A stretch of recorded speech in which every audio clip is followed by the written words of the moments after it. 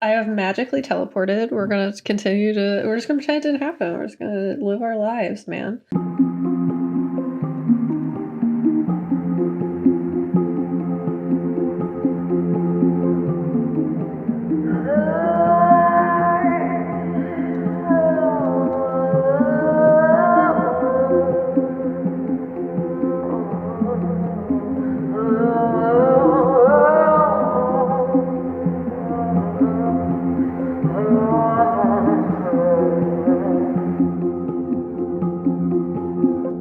Hi, I'm Gabe. And I'm Kat. And we're the Ghouls Next Door. Talking about spooky stuff. Yeah. Yes. Doing it. We're closing out our For the Culture series, which has been a super fun series, but also emotional series, for sure. Yeah, it's been a emotional time. Worth it, definitely. It's like one of those where it's like you're experiencing sadness and other emotions, but you're like okay with it, which isn't always the case. It's been nice because it's films that we definitely appreciated, but I don't know if we would have like come across before, and so I'm very thankful for this opportunity to cover them. For true, man. Sorry, my cat is trying to get out. Okay, she got out.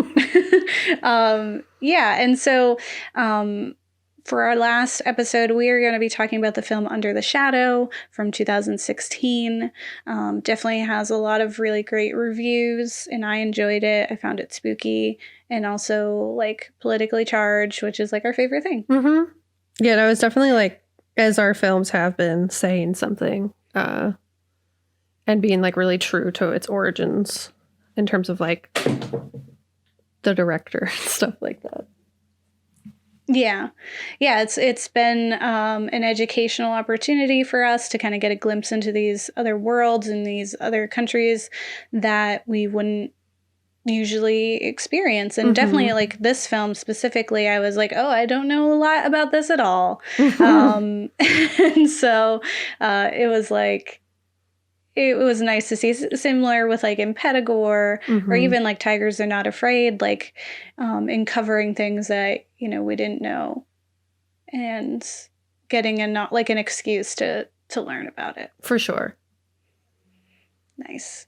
Yeah, so we're going to switch things up this week, and we're going to start with our film section, and then on the tail end of this kind of dive into our facts section with Kat.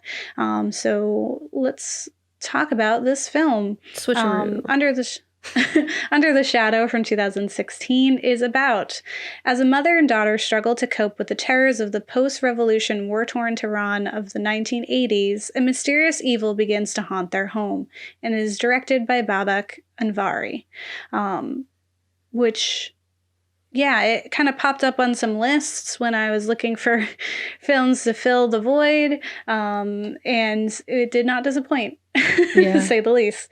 Very kind of small set. It really only exists in this one little area. Even with what seems like a limited budget, it still was pretty spooky. There's some jump scares in here, so it's like scary. This is Babak Anvari's like premiere film. It was like their first feature, and it has, you know, spooks and boogeymen and you know, typical horror things, but at the heart, the horror of it really is the social setting of 1988 in the midst of the Iran-Iraq war.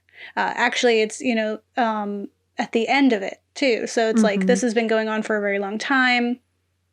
There are, you know, social repercussions that are happening for the people who live there, and this is how it's affecting them. Like very clearly calling it like under the shadow. It's under the shadow of like, you know, this missile that's in their apartment that I'll talk about, but it's also under the shadow of the war itself, and the regime that has kind of found its hold within this society.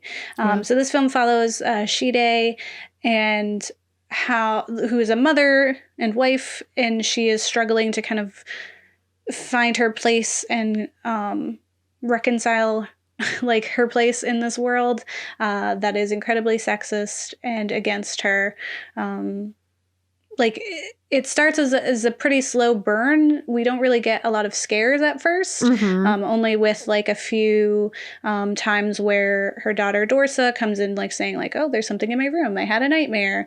But there's nothing that's like jumping out at us. We're just introduced to this society and the fears of it by seeing Shide, who is, this independent woman who's looking to restart her medical education to become a doctor. It was her dream, or maybe her mother's dream.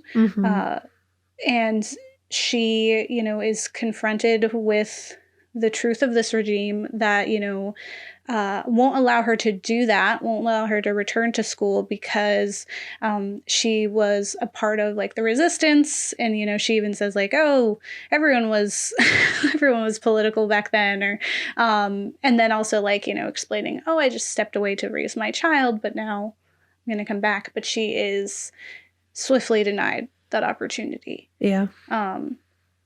Yeah. And it's where it takes place. So 1988 is the last year of the 8-year Iran-Iraq war. And there are characters throughout who are, expressing how it's been never ending and how it's impacting them like, it feels like it's just always this is their reality. They're stuck in it and it's hopeless and it hurts. And everyone's kind of trying to cope, and they're all kind of weird about it as well. They're coping in their own unique ways. Yeah. Yeah. Some are very strange. I feel like something I enjoyed about Shide is she's a very genuine character. She has this like initial resentment that we find when she is frustrated about not being able to be a doctor, like being this independent woman who her mother had hopes and dreams for, and she can't complete them by no fault of her own. She's fully capable of being, a doctor. And her husband is a doctor because he's a man and didn't have to give up his career to raise their child. And she feels cheated, rightfully.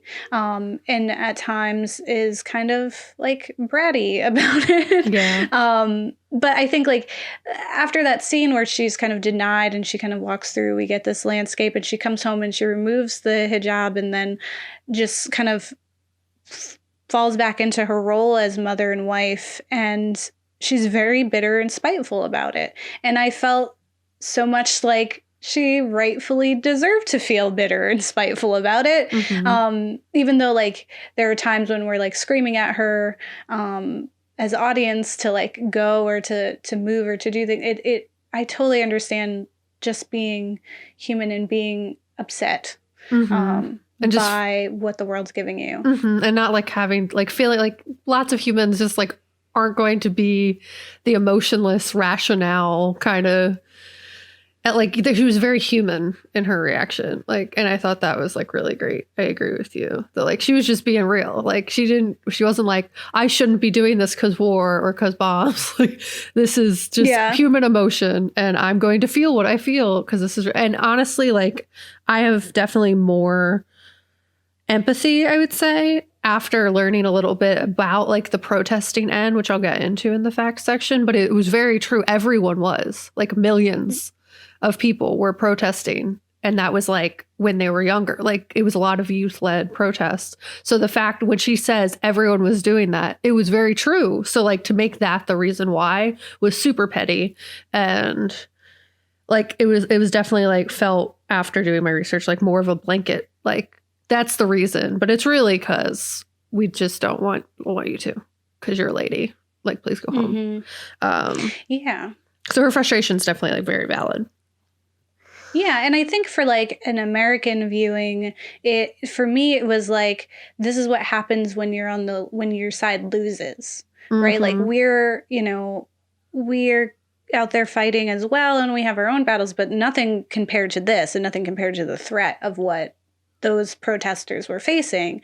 And like this is an existence where their side lost. And now they have to kind of live with the new worlds that this regime has created, and pretend like they didn't lose. Or not pretend that they didn't lose, but like accept that they lost. And that's like a weird, it's like hard to kind of visualize that and understand that. And when you really like look at it that way, it's like, oh, okay. I get why she's upset. Like, this is unfair and upsetting.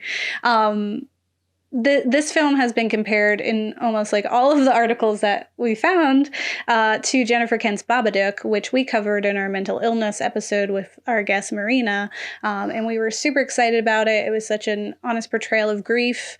And it showed a similar kind of like struggling character, a struggling mom who is also very vulnerable and honest. So similar to Babadook, Under the Shadow is about a mother who is confronting depression, guilt, and pain as it's manifesting as a supernatural being that is trying to, separate her from her child. And I think for with the Babadook, it's Babadook, that's a monster. For Shide, the supernatural haunts are jinns that have found themselves having sailed on the wind, which is the lore, into their apartment building by way of a dud missile that crashes into it and is super jarring. What a time, how everyone reacts to that. They just kind of like remove it and put a tarp there. Yeah. So much like the whole city, right, is just like, we're just putting a Band-Aid on this bigger issue and it's going to be infected and it's going to continue to deteriorate because we're not actually fixing the problem. We're just covering it up.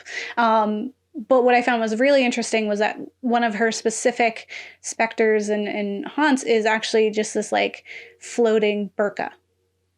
Yeah. And it's like always taunting her. And I was like, wow, like that it's pretty on the nose, but also really allows you to understand that this is like in her head and that she is kind of struggling with the reality of the situation and in her own kind of reasoning, trying to figure out like who she is and how to keep going despite like the limitations. And so in an article I found on the AV Club titled Under the Shadow is a Babadook for War-Torn Iran by A.A. Dowd, they remark on how poignant it is to have a character in a horror movie that actually wants to leave the haunted house only to be halted by real life forces in an attempt to flee. So they say, there's a moment in Under the Shadow where the heroine does something that people in haunted house movies almost never do. She grabs her child and bolts straight out the door. Trouble is, this young mother lives in Tehran circa 1988, and in her instinctive dash for safety, she fails to cover her head with a hijab. And when, like, watching that scene, so, like, Shide is finally fed up with the horrors, like, she is really losing it. And so she grabs Dorsa, her daughter, and runs through the city. And I remember when we were watching it, Kat remarked, she's not wearing any shoes. Like, to us, we were just like, wow, she's just that desperate. She's like running barefoot through this war-torn city and just trying to get out. And when we see authorities or we see people, there was like a moment where I had this like blip of hope where I was like, oh, okay, someone's going to help. And, you know, like, oh, these men are obviously going to see that this woman is distressed and, you know, things are going on and maybe they'll like encourage her to leave or help in any way because there's a literal war happening right now. Yeah. And instead, Shide is arrested and lectured in this dark and dingy jail cell. They give her a hijab and they just go on this whole lecture of how she's being indecent and that it's a crime and she really needs to rethink, you know, her role in society and what her obligation is as a woman in society. In the midst of like there like a missile is in her apartment, you know, like what? Yeah. And to me it was like a moment as like an American woman viewer to really realize my ignorance and the fact that like I didn't even think about it until it was happening and I was like, oh yeah, oh no, that's really real. The only reason I knew is because I had read the article before we watched, which I usually don't do. But So I ended up spoiling like a decent amount of it for myself. But yeah, no, it's definitely very real. Like that is like, I guess like from an American like Western perspective, where that is not like your bodies are policed, but in a different way. That was not like our first thought. Yeah. And it was just like kind of eye-opening to see how, to fully understand how lonely that Shide must feel. And like, because up until that moment, you are frustrated with her as a viewer. Like, you feel like you're being unreasonable. Why don't you leave? Like, things are going haywire. You're just being selfish.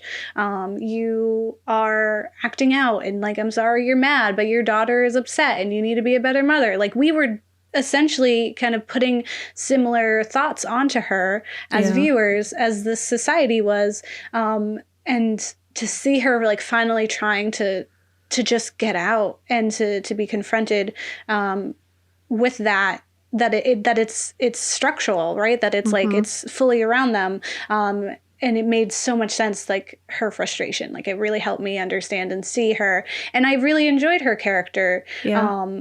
You know, even in the beginning when she's lashing out at her husband, like, I kind of like it was sucky to say, like, I don't think she regrets having her child, but she regretted that it was looked on to her to be the person who has to give up their dreams to raise her.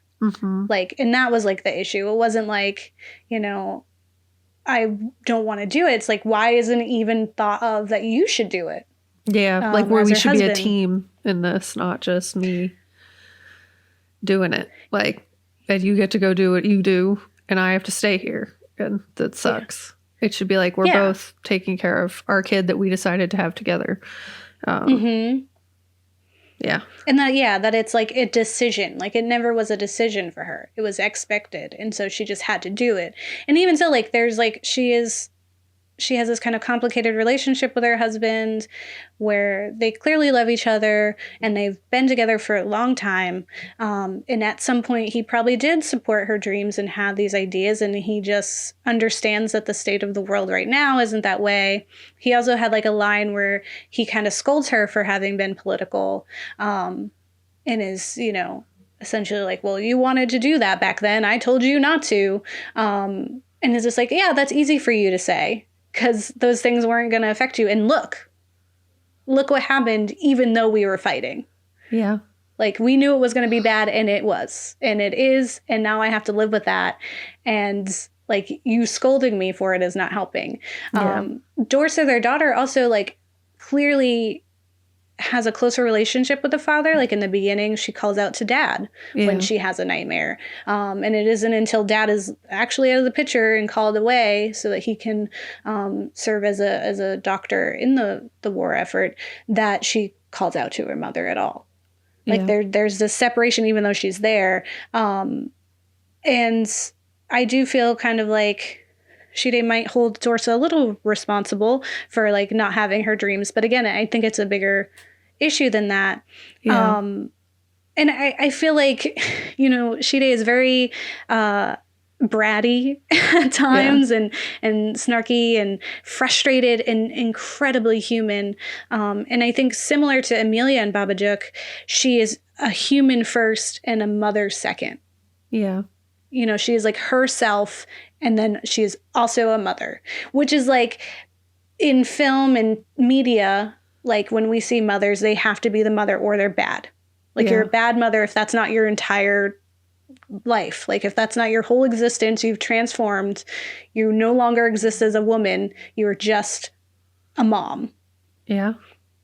Which is a very unfair expectation to put on a human being. Yeah. Yeah. Yeah.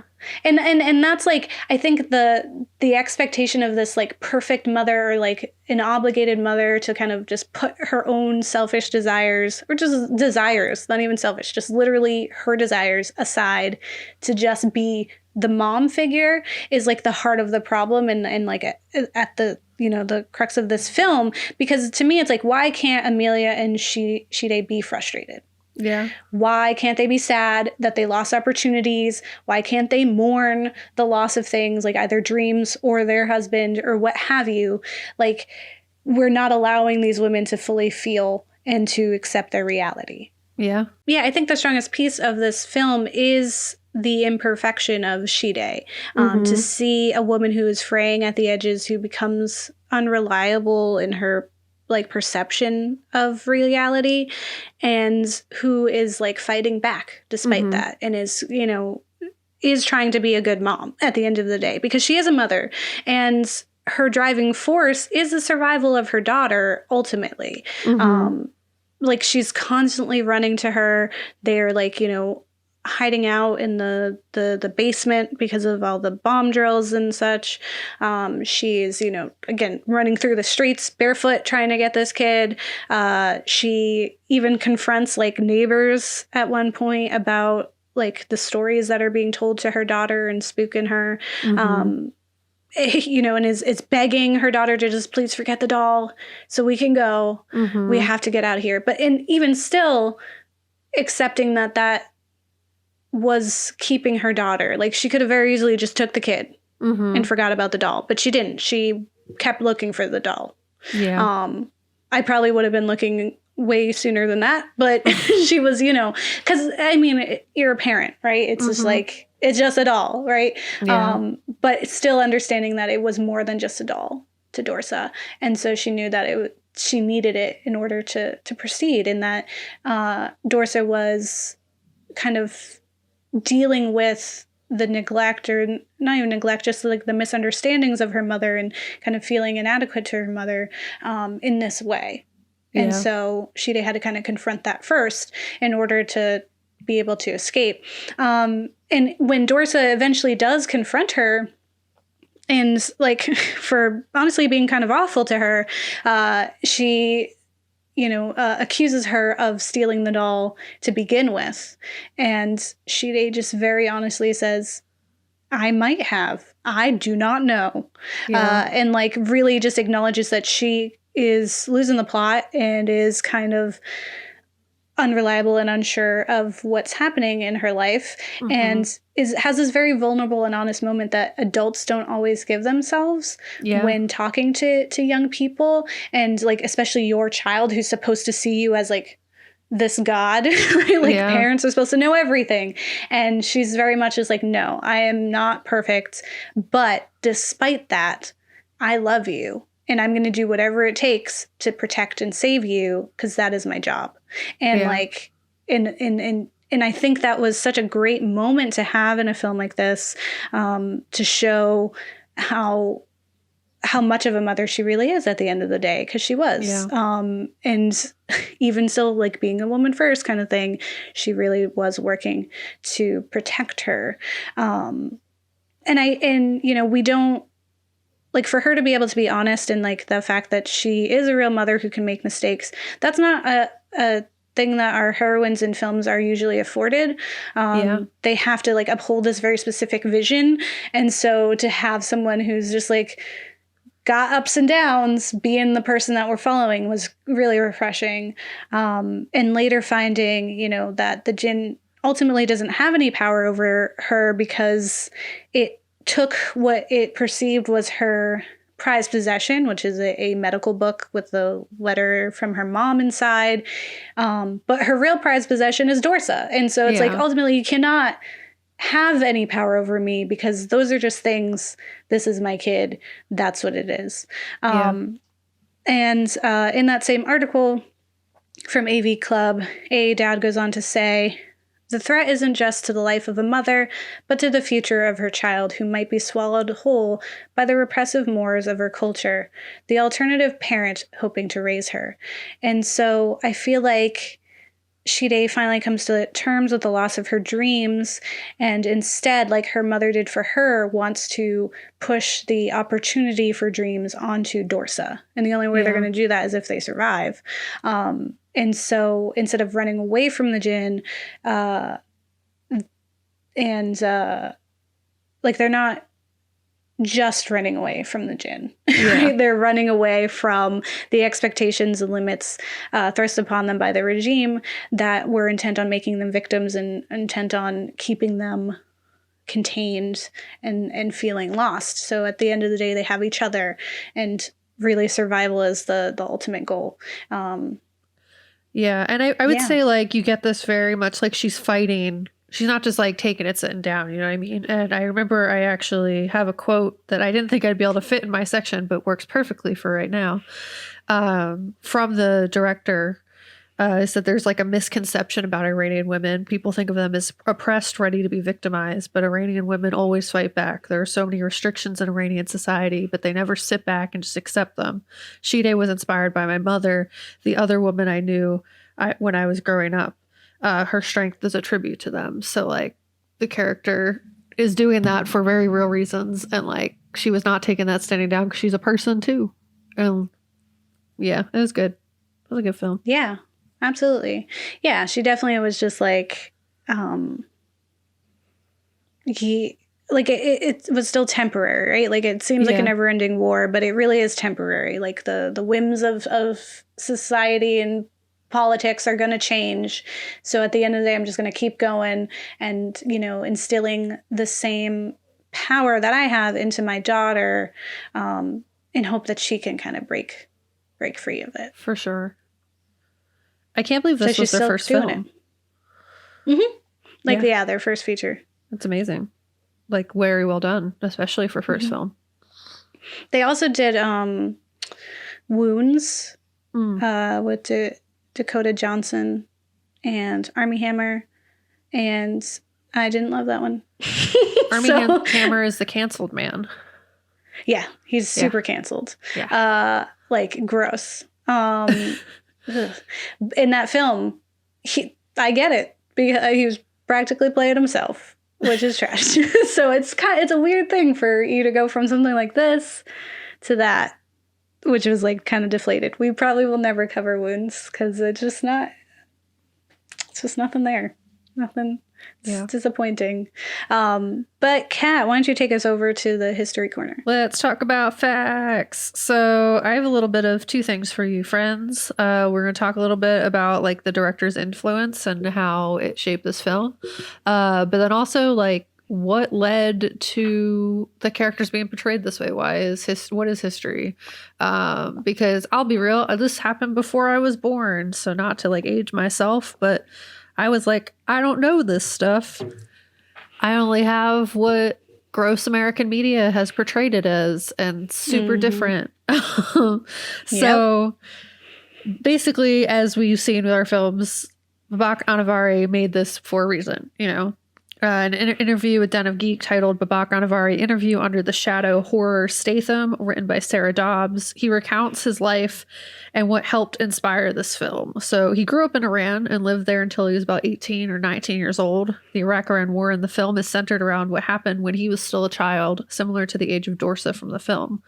And another article from The Guardian, Terror in Tehran, Under the Shadow in Politics and Horror, written by Tom Seymour. He continues to recount his further similarities to the child in the film Dorsa. His experience, like Dorsa, included a father working as a doctor on the front line, leaving him and his brother in the care of their young mother, Farzana. He recounts often feeling afraid, and that this was something passed down to him from his mother, as well as, like, this ability to, like, fight those fears, caused by time spent in basements as Sirens warned of incoming bomb threats. In the article, he says, the war was largely invisible to us because Tehran wasn't the front line. We were children and we didn't really know what was happening, but I remember sirens wailing and running to my neighbors into the basement of an apartment block. I remember the arguments and rumors that would circulate down there, hearing these distant blasts of Iraqi missiles. So we kind of see that even in the intro of the film when she's in the office with the hospital people. I don't know, for school. What are they called? Professors? Yeah. Deans? The people who make the decisions of the bombs going on in the background. I remember, Gabe, you even commented, you're like, wow, that's just like casual bomb. Just like, yeah, they kind of like look out the window. Still have conversation, but bomb is happening. So yeah, this like kind of forced normalcy of it, like accepting that this is something that is commonplace, that these drills are things that like are just what you're doing for safety. And it kind of, it's always scary, but I feel like there's becomes this kind of like numbness to it, that like you're getting used to it. So you can continue to have a conversation seeing that in the background because you kind of have to in order to just keep going.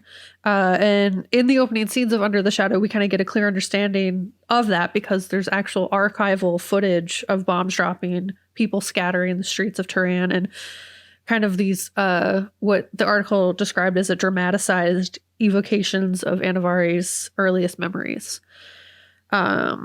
For anyone who's like me and didn't know all the details of the Iraq-Iran War in 1980, the revolution preluding it and all of that, I'll give you some background. It's a little, the revolution part previously, it's a lot. So I'm just gonna, like, there's a lot that happens. Iran apparently is very used to like changing in transitional leadership, political views, like a lot of drastic things happened over and over again in different directions. So that kind of is like, I feel like that really makes sense in terms of the end feeling of like, this is temporary. Like this is something that we're going to move past and a different thing will exist.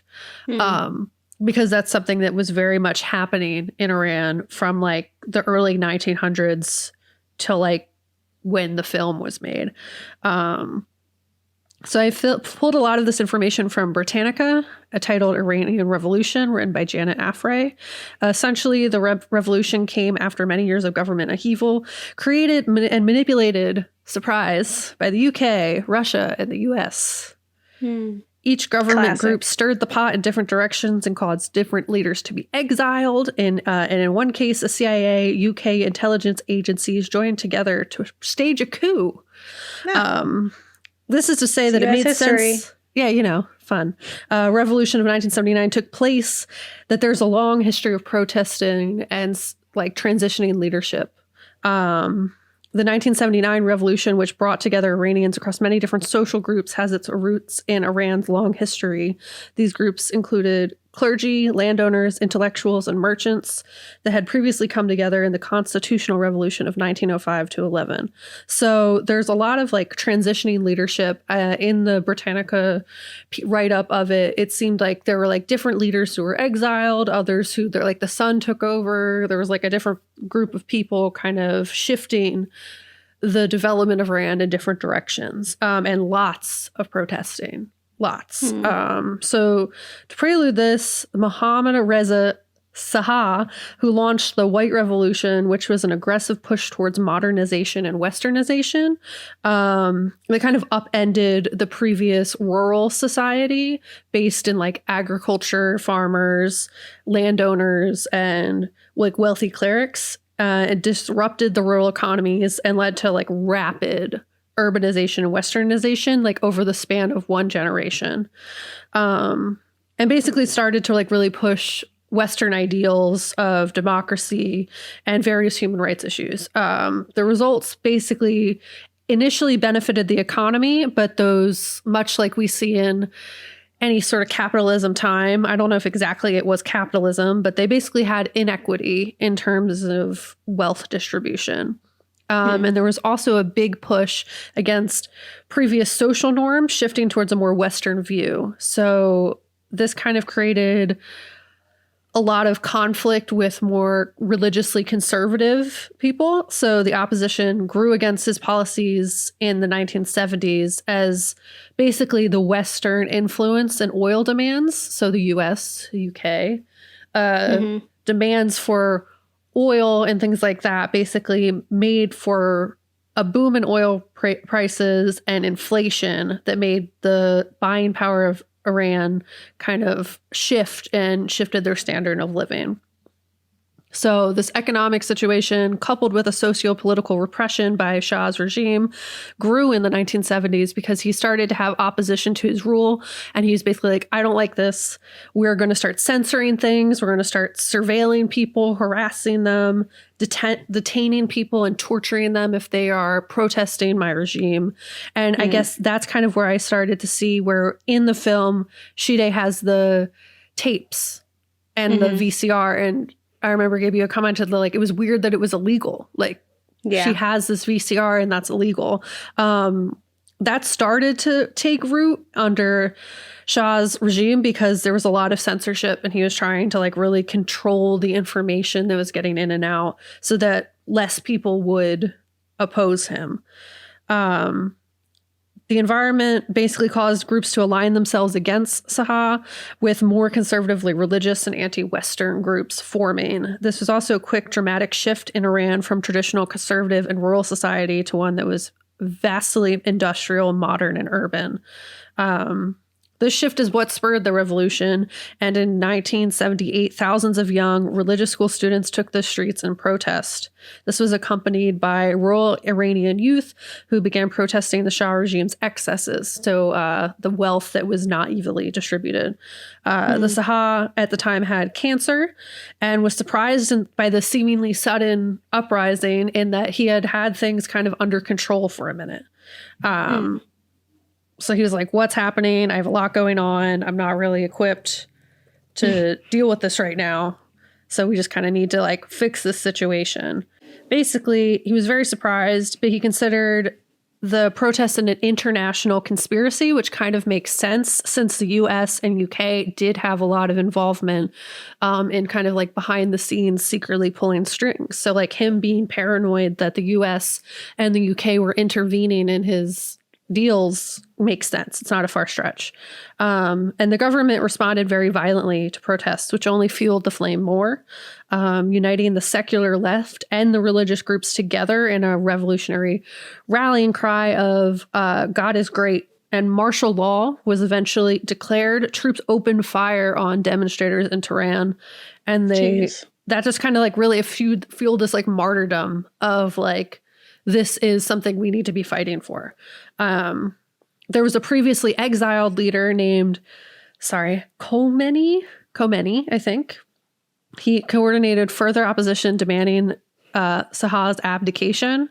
And basically, Shah left because he's going through a lot, I guess. And he went on vacation, in quotes. But really, it seemed like he fled. And he put a temporary leader in place. But Khomeini basically took his chance, and crowds in excess of 1 million demonstrated in Tehran and resulted in Iran's armed forces declaring neutrality, ousting the Shah regime. So this change in regime resulted in a swift shift back to conservative social values. The Family Protection Act, which previously guaranteed certain rights to married women, was voided.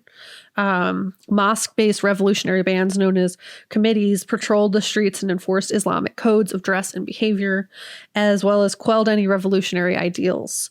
This is why in the film protesting seemed so like as the reason why she couldn't get into medical school, but so many people were protesting, like millions upon people were protesting. So like this was something that was true for a lot of people. Hello. Slight technical difficulties, but we will finish this episode. So Kat, take it away. Yes, I have magically teleported. We're going to we're just going to pretend it didn't happen. We're just going to live our lives, man.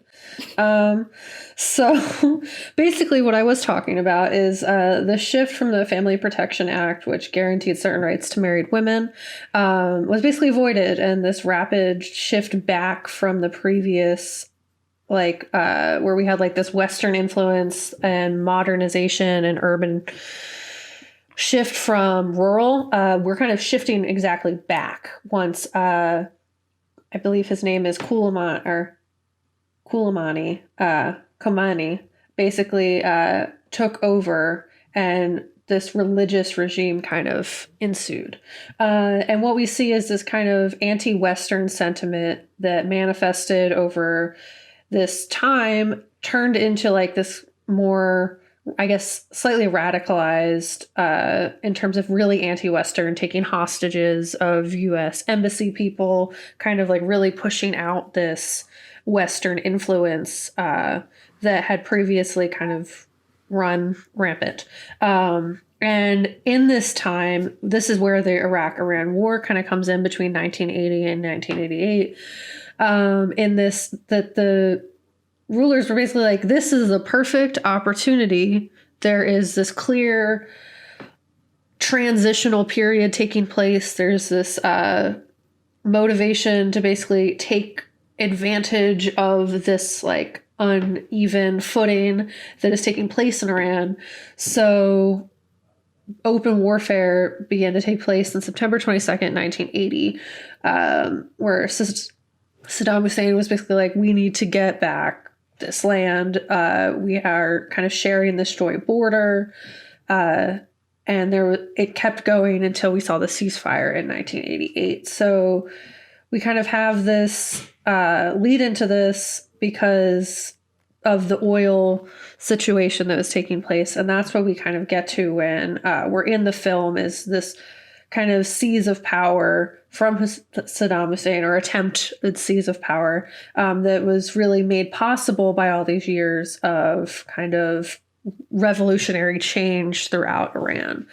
And I think like that was shown very well in the film. It's definitely something like I know I personally did not have a lot of knowledge on, but definitely like was very obvious in the film, and that like this is something that has been taking place for just a really long time. There's a long history at play that really made all of this possible. And I think it would be really rude to not recognize the role the United States and the UK and other like Western powers had in kind of creating this opening for Saddam Hussein. And also this shift back to more religious conservatism in terms of like really giving, if you argue like similar to how in Germany we had the Weimar Republic that shifted women more into education, into jobs and stuff like that. And then the shift very quickly backwards to more conservatism in Germany is very similar in terms of the shortness amount of time where the shift into Westernization and like women's rights and like opportunities for like women in terms of marriage laws and stuff like that gave them a little bit more wiggle room, and then a swift change back. So it's very interesting, and you definitely get to see it in the film.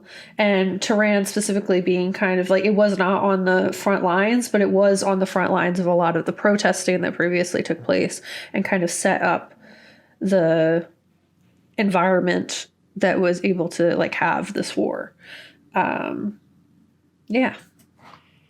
It kind of makes me think of when we covered like the population control episode, and we talked about China and just how their one-child policy, but how like there was that time where they tried to modernize too quickly and like completely like get rid of the rural way that they were doing things, and so there became a scarcity problem, and there was just like, it was just too quick trying to switch over. So then it was very easy for the next regime to be like, see how bad that was? Like, you don't want that again. Follow our rules. Look what, your immorality does. And so it's so easy for them to take back power when you just kind of, when it falls apart that first time. And it's not to say that, socialism or the ways that they wanted to do things were wrong. It's just like they didn't give themselves enough time, or it was too hasty, and so then it left a gap, like for people to just like hop in.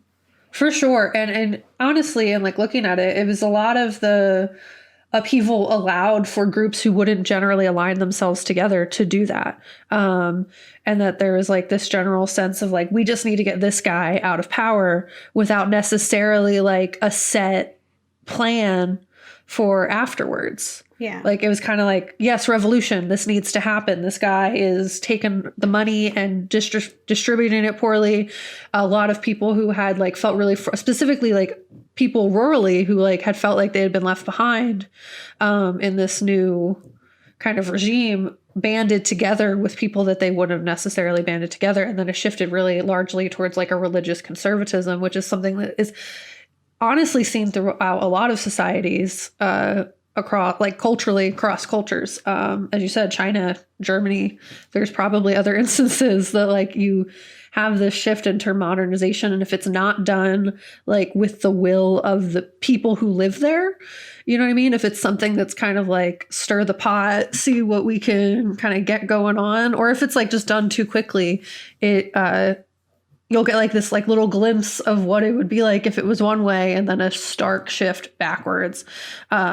Which I mean, arguably for some situations isn't necessarily the worst. Like there are lots of instances where it was the worst, where like really awful things were a result of it. But if you think of like a swift shift into like radicalized government or like something like that, there could be a shift back. And I think that's something you see a lot in the film in like this transitional period, that like there's going to be something different happening. There's like not this permanence. So it kind of eliminates some of the fear associated with it. Like this is just something we have to put up with right now. Mm-hmm. And as long as we keep fighting, we'll be able to get it back to what we want it to be. And I think that like gives some power, I guess, to the people, you know. It's definitely really interesting. And I did not know all of the, like from 1910 to 1970, there was a lot that happened that I don't think is like generally just taught to everybody. And I recommend people do their own research. I got this mostly from Britannica. That's not the only source that exists for this information. So definitely do a few Google searches, see what you can find if you have access to, I guess what they say, like the paywall behind peer-reviewed articles and other things. It is classist. So if you have access to those things, go for it. Because there's probably lots more information that I was not able to gain access to. But yeah, it's very interesting. It's definitely, you know, like a trend of America to withhold information about how often in that time period too, because if you're thinking like 1970s, that's similar to what was happening in Guatemala, like leading up to when America was like, they're doing good things over there. You know, like America was just hands everywhere, you know, destabilizing countries, definitely with specific needs in mind, just thinking of, you know, the oil crisis that they had there. And it's sad because we as Americans kind of block that out. Or transform that narrative and don't take responsibility. Or, you know, the other film that we were going to cover and just kind of put on hold for the future is Bong Joon-ho's The Host, which is a critique on like weapons of mass destruction and like how America, how there's a certain fascination with America and Western culture, but also like with this, like, we tell you that there's weapons of mass destruction and that's enough of an excuse for us to hurt you. Because you were bad. And for some reason we get to do something about that. Like they're the decider of morality or what, even it, like morality is definitely subjective and not objective, or like it really depends on what the culture is and who people are, and one group does not have the authority to decide what is right for other people, especially since they don't live there or know or like have any grasp. And what they do is they go in and then they just mess everything up and then are like, what, they're upset about that later? We have second war now we have to have long war. What? They're bad guys? We didn't do nothing? Yeah, we had no stakes in there. We weren't the ones staging coups. Not this guy. What? In Iran? In Africa? Terrorism. Yeah. Right? They're the terrorists, right? Yeah, they're the terrorists. Yeah. And then you see, as you said, like in media, like a lot of shifts in how like people from there are portrayed in media to villainize them and like create this like really kind of untouchable, like this whole like idea that they are so different that it cannot be, like you should just be afraid. We have to fight this war. We have to intervene. Like the United States has to be doing these things when they definitely don't. Yeah. And honestly, most of the time when they do those things, it causes a lot of trouble. But yeah, what is it? This, we mentioned it in a different episode. It was like this like kind of cultural amnesia in Vampire versus the Bronx, and that like America is very prone to that. That we have this like amnesia of things that don't shine brightly on us, like things that like wouldn't maybe make us question our government and view things that they're doing as negative. It's kind of collective amnesia about kind of the roles that America has played and the UK and other European Western countries has played in places that they had no business being. Yeah. And definitely like a villainization of the people from those places to validate the way that we treat them. Like even thinking about like Spiral, right? Like at the end of Spiral with it teasing the Muslim family, because that was the next hated group, right? And we're thinking of today with, you know, our any like Asian Americans who are facing discrimination because of the virus. And so it's like, we always got somebody you hate, and honestly, it's probably our fault. Like every time it's honestly probably our fault. I think this is a really great kind of glimpse into that. I love hearing about his influence and the fact that this was a direct, you know, kind of vision of what his history was, like that he himself had been a child during this time and remembers, you know, hiding out in those bunkers or in the basements and hearing the dismissal of what was happening outside and being young and not understanding, and then, you know, also admiring the strong women in his life who are continuing to fight despite like an entire society that's against them. Yeah, and actually the actress in it who played Shide also, like, this was one of the first times they had to start to cope with their experience, because they had also grew up in Iran during this time and like had to like kind of learn how to really channel that experience into the role. And I remember in the same article that had the interview with Babak Anvari, quoted her as well, saying like she had a similar experience, and it was like really hard initially to act out this scenario because it was something she was familiar with. And I'm sure it's a form of, you know, kind of coping with that trauma too, and like coming to terms with it, like to act it out and not have a resolution.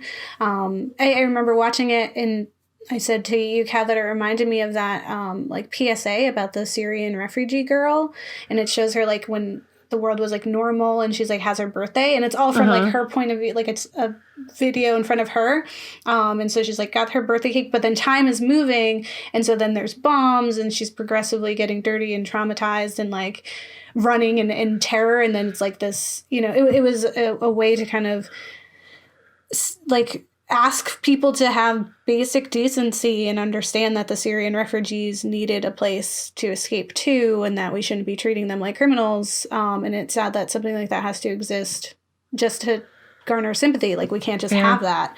And it made me think of that for Dorsa, like imagining like, you know, because so much of it is Shide's story, and Dorsa's just kind of trying to deal.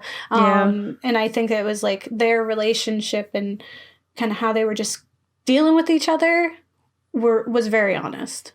Yeah, it's hard to experience trauma as an adult while simultaneously trying to like make everything okay, like make it not as traumatizing for the child. And I think there was like the real honest, like this is like similar in like how we saw in Bob de Klerk. She was not having a good time in that film.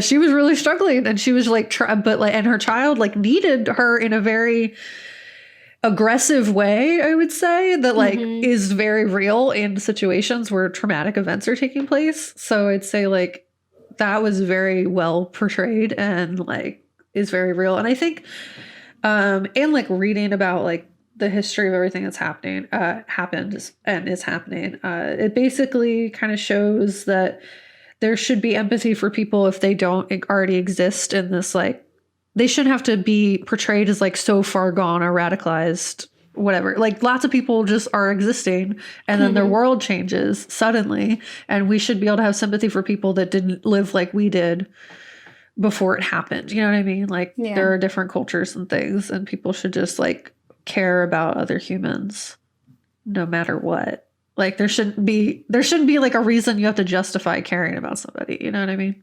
Yeah. And I hope to see more heroines like Shide that are just, just being real and just, being honest about their struggles and are, upset. Like, let's be upset. Like, she's every right to be upset. And to act irrationally sometimes. Like, that we're just human. We're going to do that. We're going to act out, and that's just how it's going to be. And it's refreshing to see. But yeah, in lieu of rating it, because we just, because of our tech difficulties, I want to make sure, we get all our thoughts out. Highly recommend Under the Shadow. I really hope that you enjoyed our For the Culture series, and that, you learned something, you got something out of it. You can, follow us, subscribe, like, drop us a comment. Keep your eyes peeled. We have a contest coming up so that you can get some cool goodies. Some stuff. Yeah, by supporting us, because we really need it. And, next month we have some fun things scheduled to come up. And also, still traumatizing. I was very mad that I was I'm still upset. I thought we were having fun. Yeah, this was supposed to be a fun time. So we'll see. You'll see with us. We'll have some guests next month, and it'll be, exciting. So, yeah. Don't get married. They'll eat your kids. We did it. Yeah, the gin will eat your kids. Bye. Yeah, bye.